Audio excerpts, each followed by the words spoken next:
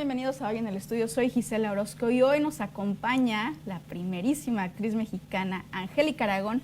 Qué gusto tenerte por acá, qué placer, qué honor. El gusto, el honor y el placer son para mí, Gisela, sobre todo después de 12 años. 12 años de no estar en Chicago y ahora regresar al Festival Sor Juana con otra presentación que va a ser esta conversación que se realizará en 2 días en el museo y esta entrega a lo que es el reconocimiento a tu trayectoria, Angélica, que viene muy acorde a lo que es también el espíritu de Sor Juana, que es revolucionario, contestatario y muy feminista en parte. ¿Verdad? Totalmente. A mí me parece. Yo creo que el Museo Nacional de Arte Mexicano hace una gran labor de difundir no solamente a los artistas mexicanos, bueno, que su nombre lo indica, esa debe ser su función, pasados, presentes y futuros, espero que sigan habiendo, pero sobre todo, Gisela, el resaltar el valor de las figuras excelsas de nuestra cultura, no mexicana exclusivamente, sino latinoamericana. Y creo que dentro de este Festival Sor Juana Inés de la Cruz, lo que me parece maravilloso es la manera de resaltar la labor de las mujeres en nuestra sociedad contemporánea. Estaba viendo recién ayer el brochure, el programa de actividades, porque es a lo largo de un par de meses el Festival Sor Juana. Sí, entonces, hay que estar pendientes porque realmente hay muchos eventos, música en vivo, películas, premiación de mujeres destacadas en distintas áreas, en fin, un rescate de una comunidad que me parece muy importante, que no pierda su identidad. Hablemos un poco de estos inicios de la carrera, que ya son más de 4 décadas en esto de la actuación, de cómo empiezas. Obviamente hay un precedente en la familia, ¿no? Hija de un maravilloso compositor y cómico y actor mexicano, José Ángel Espinosa Aragón. Aragón, es donde tomas ahí el apellido. De mi abuela paterna. De nombre artístico Ferrusquilla, que inicia la radio en México con un personaje de ficción en un programa infantil que es el Capitán Ferrusquilla, y ese seudónimo lo utiliza toda su vida hasta la edad de 96 años.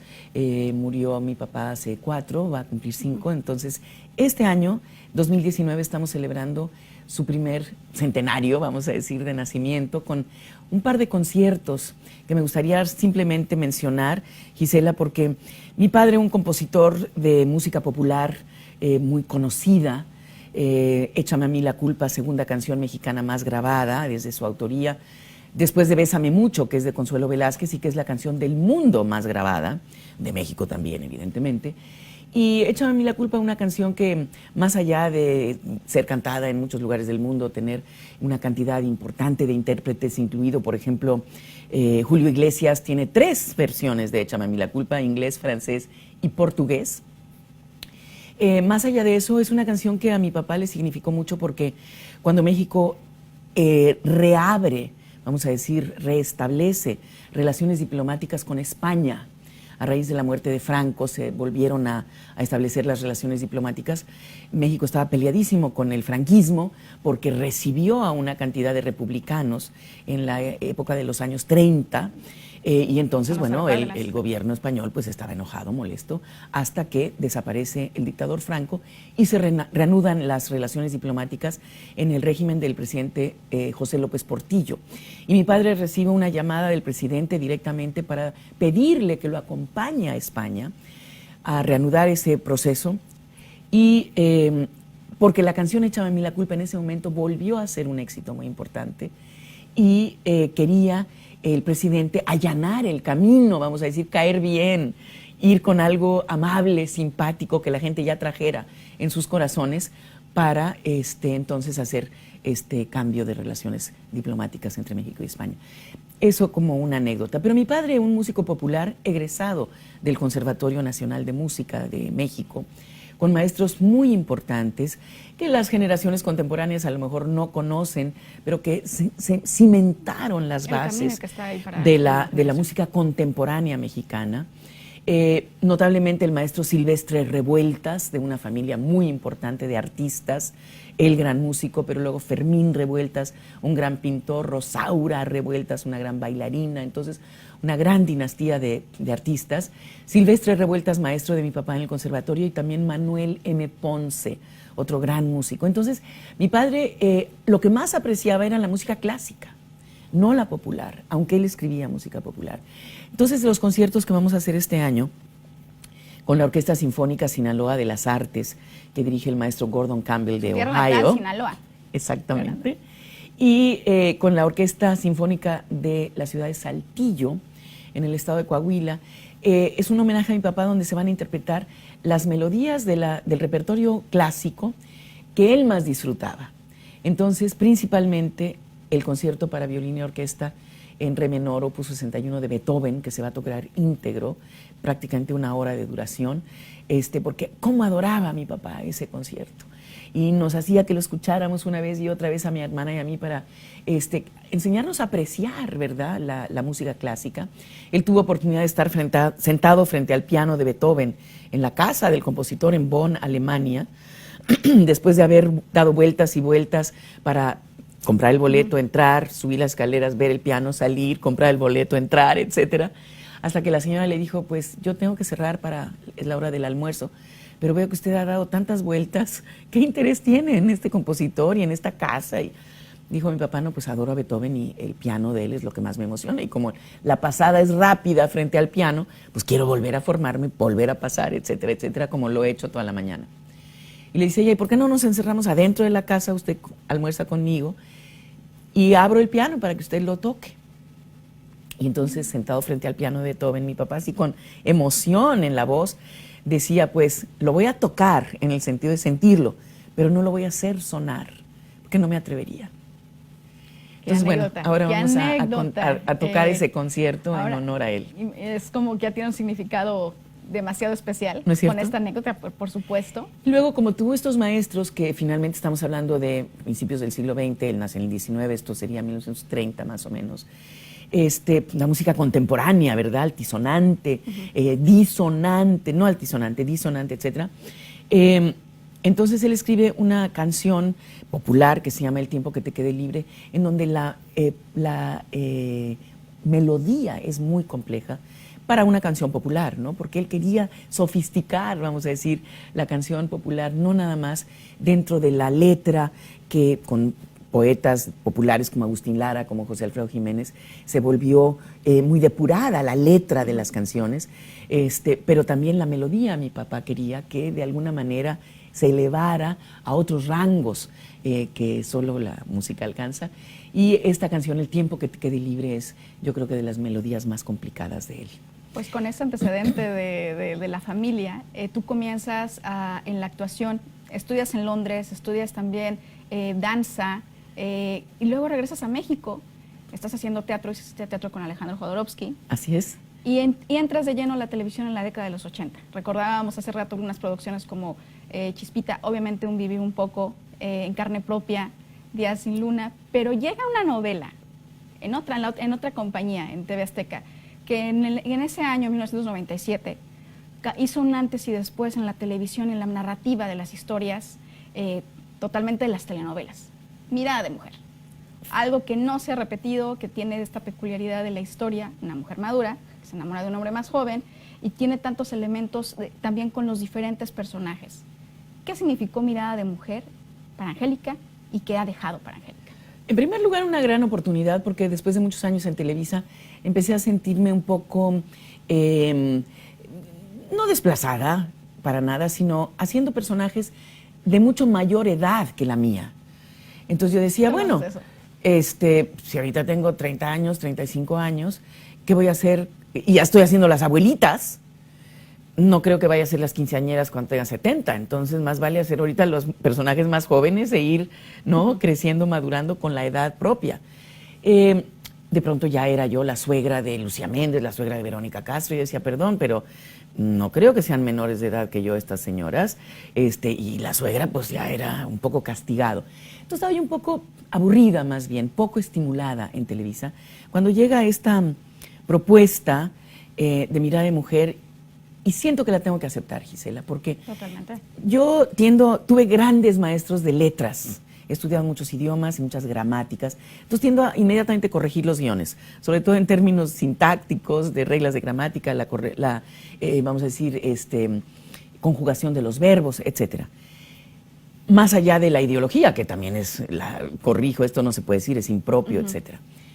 Políticamente incorrecto ahora. Pero cuando leí los primeros guiones de Mirada de Mujer, yo dije, no hay nada que corregirle a esto, está tan bien escrito, en términos de un guión de televisión, ¿no? Tan bien redactado, tan bien dialogado. ¿Quién escribió esto? Bernardo Romero Pereira, de Colombia. Un hombre muy sensibilizado a la condición de la mujer. Yo no digo que los hombres no puedan sentir empatía con las mujeres, pero hay un desconocimiento de entrada enorme, incluso en los escritores, que escriben en un 86% de los casos las historias de mujeres que vemos en la televisión y en el cine. Entonces, cuando yo vi este distinto enfoque, distinto acercamiento que tenía Bernardo Romero con el personaje de ella, de María Inés, y con los personajes en general, particularmente los femeninos, me conquistó. Y al primero que le llamé fue a mi papá. Y le dije, papá, voy a tener que dejar Televisa y quiero saber esto, cómo te va a afectar a ti. Porque yo no quiero echar a perder tu carrera ni tu relación con estas personas, porque mi padre, bueno, estaba relacionado con ellos desde los 30, en 38 empieza él en Radio XQ y XW, las dos, estaciones hermanas. Y esto estamos hablando de 1995, o sea, habían pasado 60 años de una gran relación con Televisa, y yo no quería estropear eso. Y me dijo mi papá, tu vida no tiene nada que ver con la mía. Mi carrera está hecha, ellos saben quién soy y quién he sido a lo largo de estos años y de qué manera yo colaboré a construir este imperio, este emporio que era Televisa. Era. No more. Porque se comieron la gallina de los huevos de oro, Gisela. Se sentaron en sus laureles, todavía Mirada de Mujer fue un llamado de atención, porque acuérdate que el premio TV y Novelas de ese año a Mejor Actriz me lo tuvieron que dar a mí, porque no podían. No podían negarlo, lo que había ocasionado en la televisión. Entonces eso fue muy importante en el sentido que abrió, ¿verdad?, las opciones a la televisión independiente, a otras producciones, etcétera, más allá de lo que me sucedió a mí.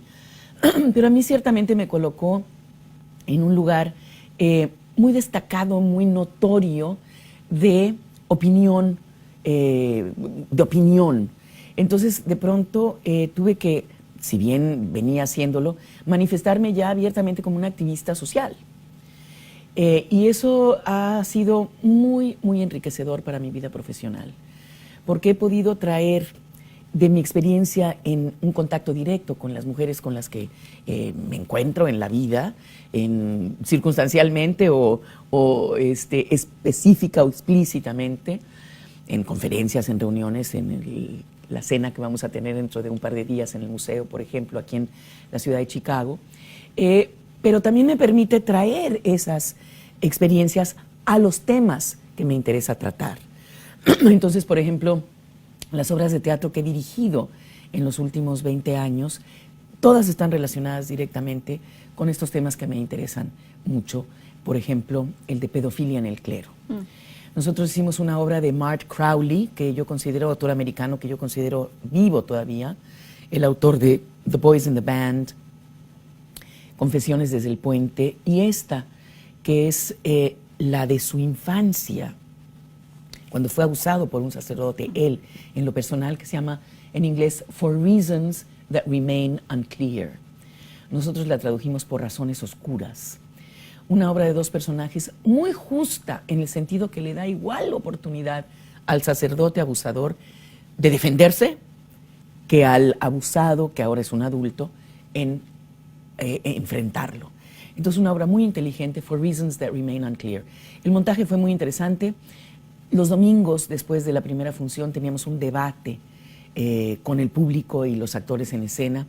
Y fueron experiencias maravillosas, Gisela. Un día llegaron dos niñas de Querétaro, una ciudad que está al norte de la Ciudad de México, como a una hora de distancia, en una carretera vacía. Pueden ser 3 o 4 hoy en día con el tráfico, pero de Querétaro vino una familia y yo nunca me imaginé que vinieran a la función de teatro con esas niñas chiquitas de 6 y 8 años.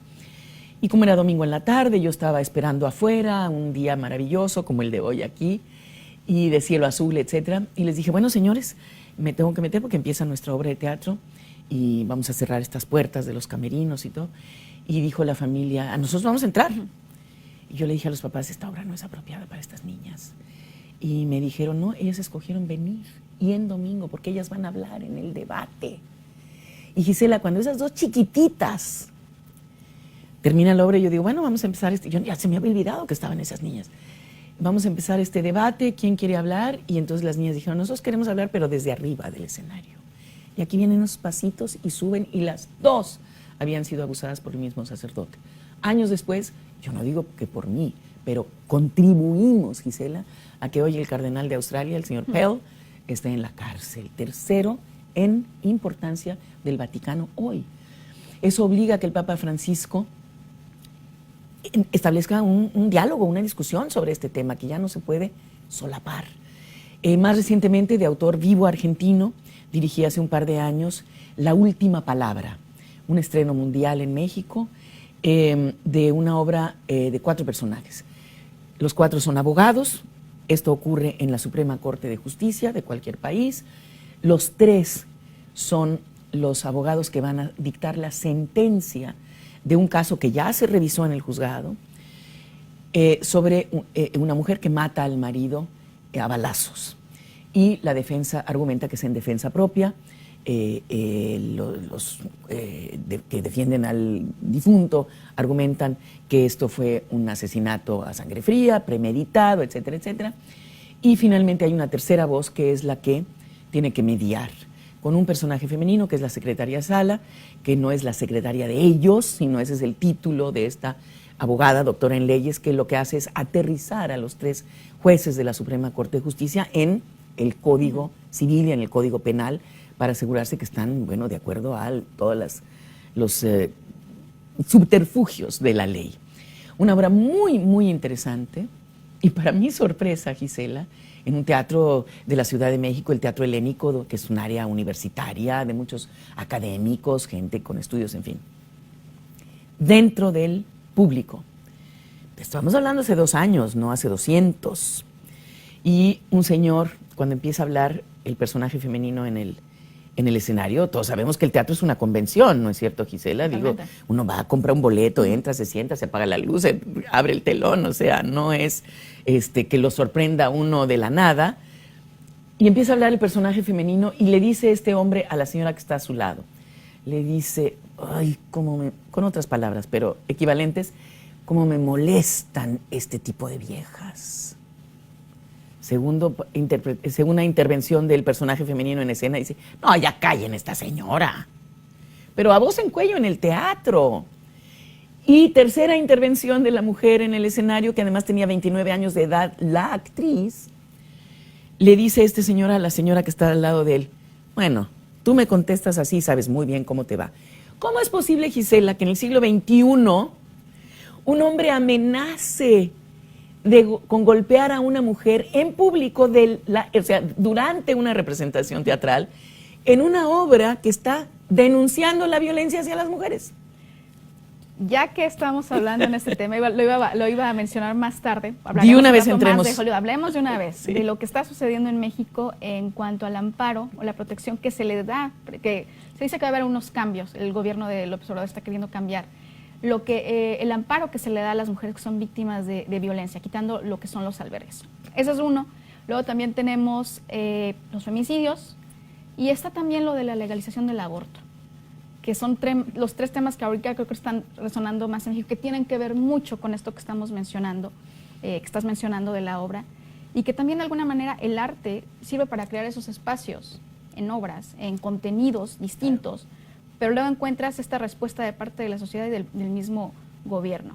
¿Qué está pasando en México? O sea, ¿qué está México, el gobierno actual, yo creo que se ha olvidado de Benito Juárez, de que nosotros desde 1850, no sé la fecha exacta, separamos los poderes de la Iglesia del poder civil, ¿no es cierto?, del poder político, del poder de la sociedad civil. Entonces, estar regresando la moral religiosa, en una época en la que se está el mundo entero volviendo cada vez más reaccionario. O sea, como que tuvimos una apertura hacia la conquista de las libertades y yo no sé si llegó a un exceso de libertad que podríamos llamar libertinaje. Y entonces ahora estamos teniendo un movimiento de regreso a la autocracia, el control, la autocensura, etcétera, etcétera. Acabamos de tener hace 3, 4 días, 5 días, Gisela, el día que celebró sobre todo la niñez y la juventud en el mundo, de My Freedom Day, el Día de mi Libertad. Pero Benito Juárez, este gran presidente de México del siglo XIX, que separa, como venimos diciendo, el poder político del poder religioso, Benito Juárez retoma una máxima de los franceses, de la Revolución Francesa, que es el respeto al derecho ajeno es la paz. En la medida en que yo respete tu derecho, Gisela, tu espacio, tu decisión, etcétera, podemos nosotras vivir en paz. Si mi libertad irrumpe en la tuya, entonces pues ya no es libertad, ya es algo inadmisible, ¿no es cierto? Es decir, yo tengo vecinos en la Ciudad de México que hacen fiestas todos los sábados en la noche con un volumen espantoso. Yo ya sé que tengo que dormir con tapones en los oídos, etcétera, etcétera. La libertad que ellos tienen de tocar música a esos volúmenes estrepitosos el sábado hasta las 4 de la mañana está infringiendo en mi derecho a dormir una noche. Entonces, ahí es donde nosotros tenemos que reconsiderar esta, vamos a decir, libertinaje en donde ya todo se permitía.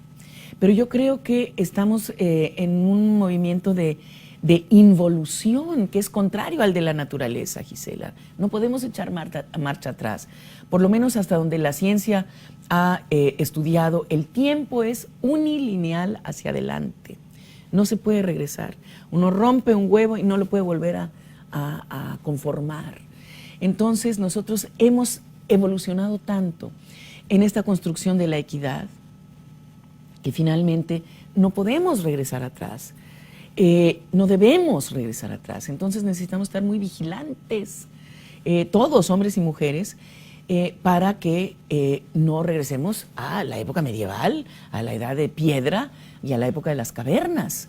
¿No es cierto? Acaban de encontrar en un cenote sagrado, muy cerca del sitio maya de Chichén Itzá, en México, una osamenta que se encontró más o menos abrazada, vamos a decir, la osamenta de una mujer, por los huesos de un mamut. O sea, se ve que cayó el mamut en el cenote sagrado, o lo aventaron, o lo sacrificaron, y en algún momento dado cayó ella y quedó ahí como protegida por los huesos del gran mamut. Se calcula que ella tiene 13,000 años de edad y está todos sus huesos rotos, tiene una cantidad de heridas en el cuerpo que se reconocen como víctima de violencia o de trabajo muy violento.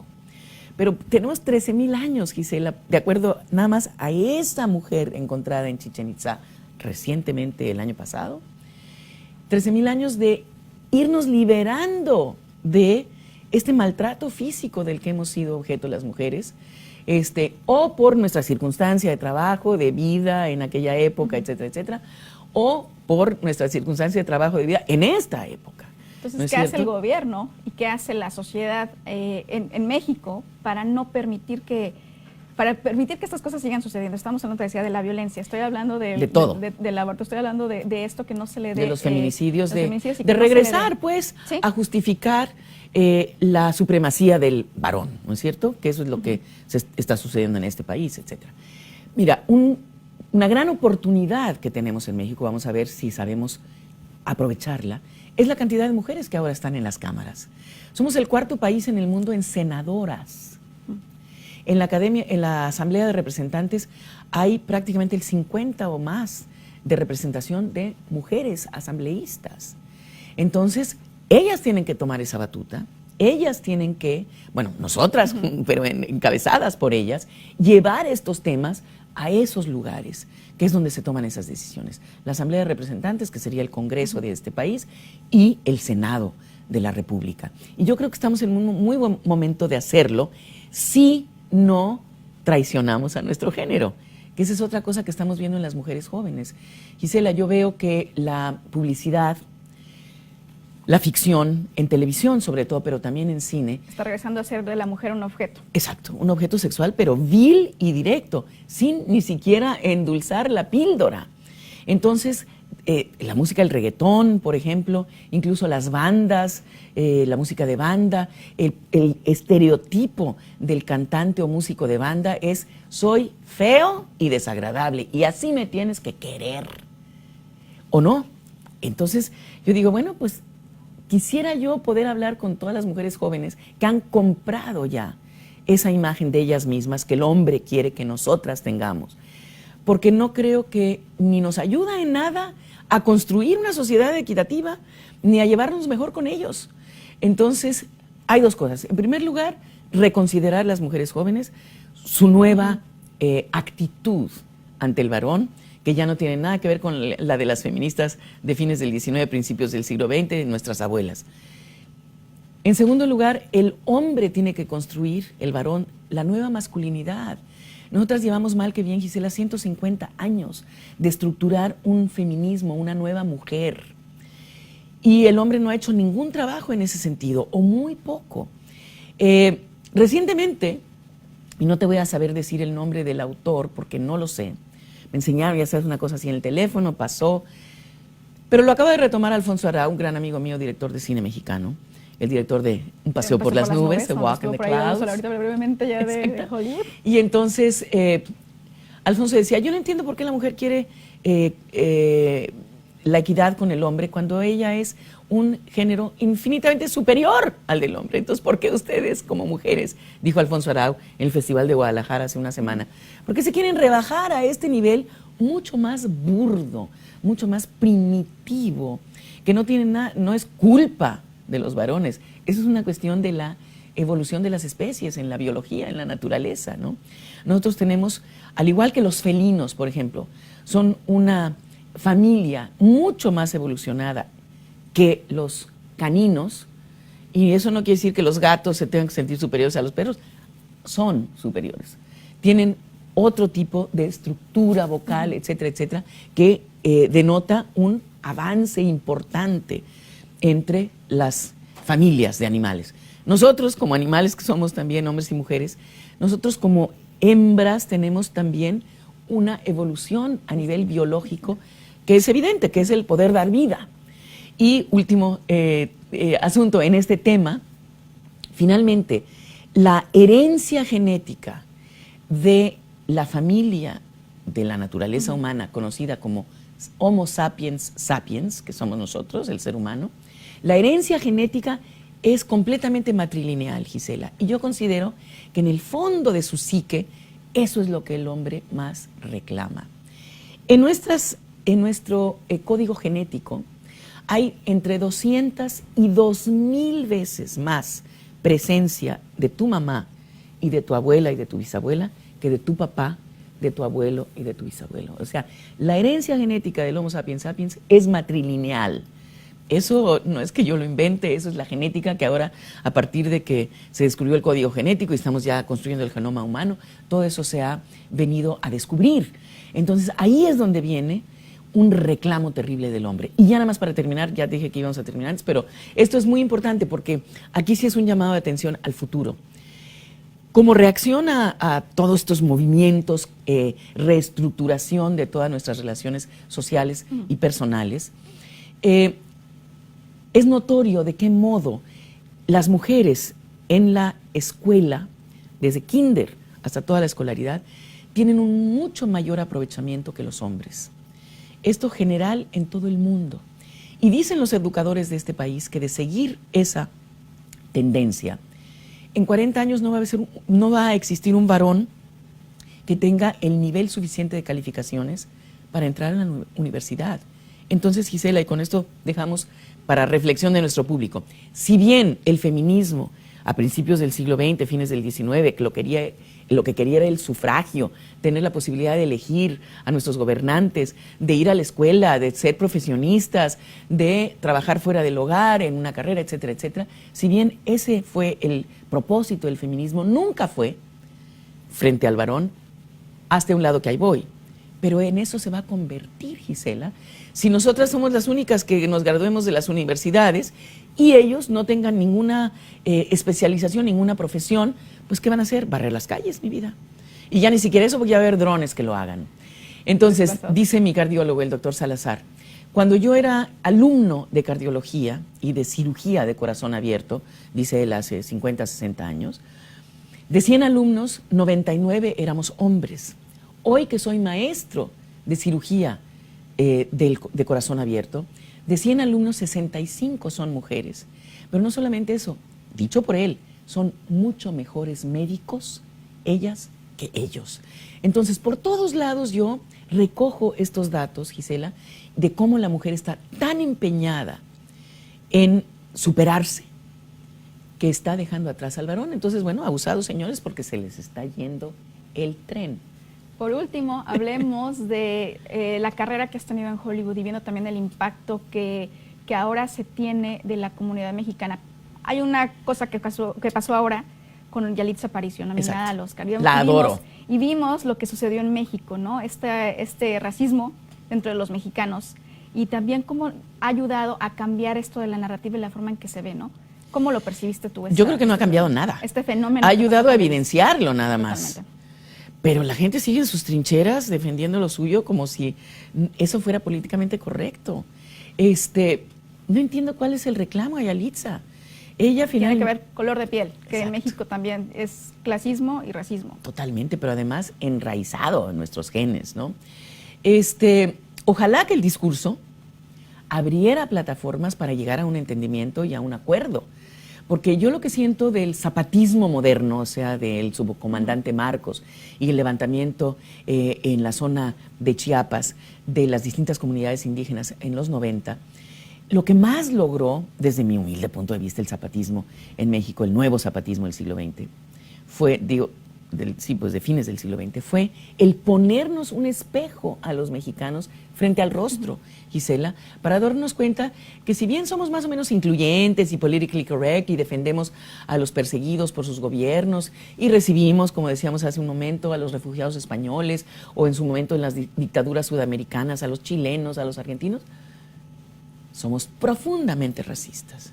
Entonces, en este momento que se cumplen 500 años del arribo de Hernán Cortés a nuestras tierras, el gran conquistador español, y existen muchas biografías de él elevándolo a, pues lo que logró finalmente Hernán Cortés fue a raíz del robo sistematizado del oro y la plata de este continente, levantar a Europa de la Edad Media y de la peste que había acabado con el 90% de la población, etcétera, etcétera, y de pronto vino un influjo de dinero que los hizo modernizarse y, en fin, entrar a otra era completamente, a costa de que nosotros sigamos siendo tercer mundo, ¿no? Y economías fallidas completamente.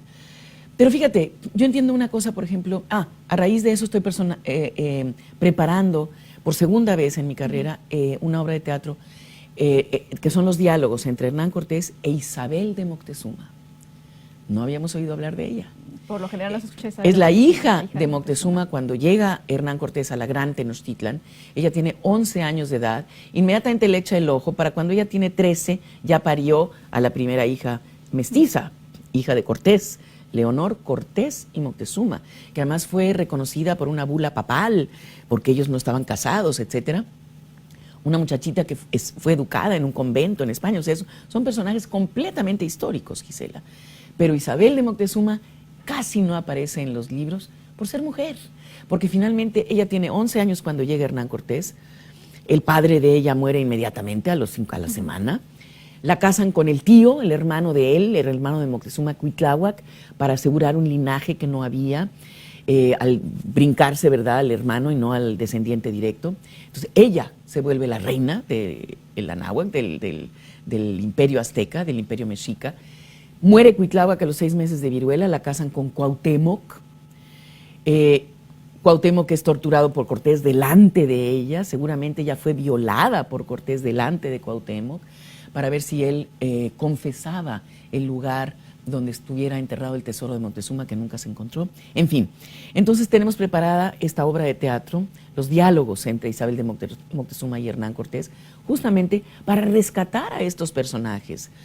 Ahorita acabo de estar en el Festival de Guadalajara hace una semana, Festival de Cine, se presentó un corto sobre la Malinche, un documental, no lo vi, pero finalmente sabemos cuál es el sesgo, mi vida, ¿no? La mujer que se vendió, la mujer que traicionó, la mujer que se acostó con, etcétera, etcétera, en vez de rescatar a un personaje. Te digo, no vi el documental, a lo mejor no sorprende, pero me sorprendería que me sorprendiera. Entonces, el maestro Hugo Argüelles, dramaturgo mexicano ya fallecido, hizo este enorme rescate de Isabel de Moctezuma. Pues esto fue una muestra de la charla que podremos sostener el próximo jueves en el museo. ¿Pasado mañana? Nos quedamos un poquito cortas acá por el espacio, pero te agradezco mucho la oportunidad de hablar de estos temas que no se tratan regularmente, ¿no? Y yo a ti, mi vida, la oportunidad, mucho. La amistad a través ya de 12 años, Gisela, y espero que nos volvamos a encontrar muy pronto, más allá de este jueves próximo, que sigamos colaborando porque estamos en una misma línea. Sí, señor. Muchísimas gracias, Angélica. Yo le agradezco a usted.